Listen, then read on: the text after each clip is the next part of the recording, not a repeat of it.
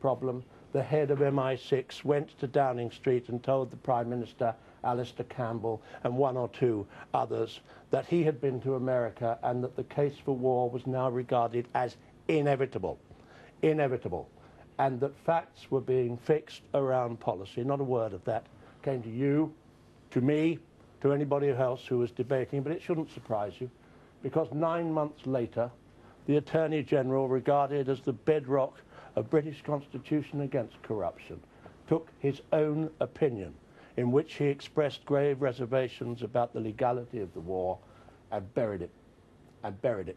It did not see the Cabinet or Parliament and was buried as surely as the 630,000 Iraqis buried in Iraq. It would take us generations to recover from this. Right.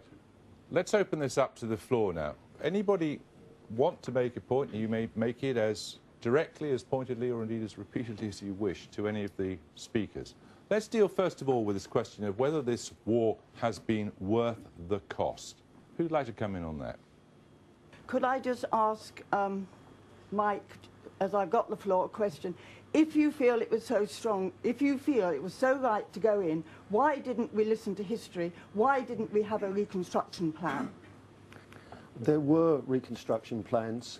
The fatal mistake made was the leading force in this coalition, of course, was the United States, and President Bush decided, instead of having the Pentagon, instead of having the State Department in charge of they had 22 working groups looking at post-conflict reconstruction plans. That was all swept aside, and it was handed over to Donald Rumsfeld and the Pentagon. And that was a major fatal error, which also combined with the debathification policy, which meant that even low-level but competent administrative people were pushed out of their jobs, meant they had to effectively start the state from scratch. And that's one of the big problems of the post-conflict era. But that doesn't mean that the decision to intervene was wrong. There are lessons there, and I'm as critical as anybody, and select committees that I've been on in Parliament have looked at this over several years. The reality is the situation was mishandled after the intervention. Mark Steele, you've got a point. See, listening to Mike's argument there about that litany of disasters that was visited upon the Iraqi people because of Saddam, it's very, very tragic listening to you there, Mike, because all of those things are quite accurate. The genius of the occupation is it's managed to take all that and make it worse. It's managed to make life worse than it was under Saddam. The United Nations now say there is more torture in Iraq now than there was under Saddam. You were talking of tens of thousands of people. Bob has to mention hundreds of thousands of people.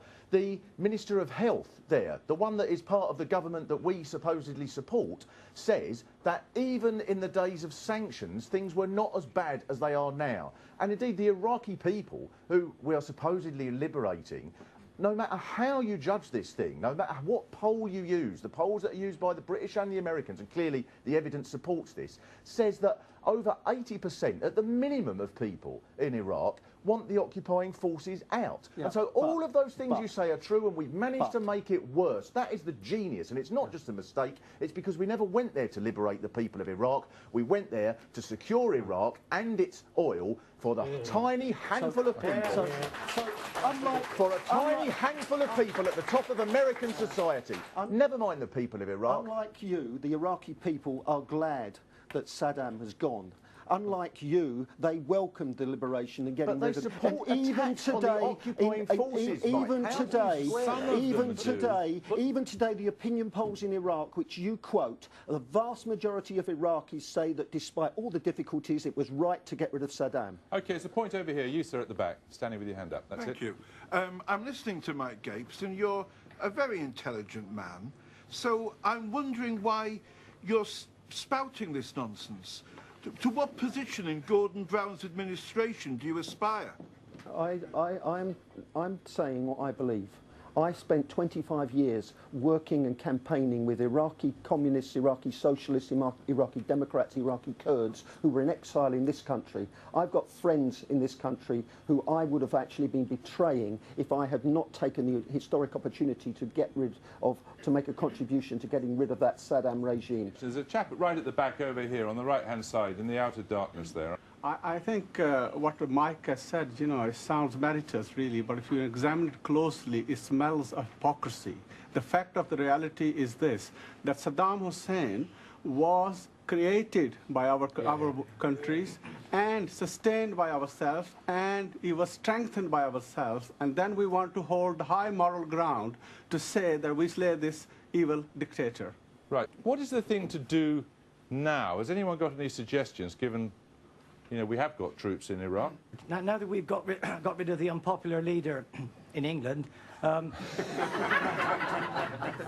think, you know, I would hope Gordon Brown would get us out of Iraq as soon as possible. You know, the safety of the troops obviously is important, but let's get them out as soon as possible. But the worry for me is the Americans, because allegedly they've been spending hundreds of millions of dollars building these super bases in Iraq.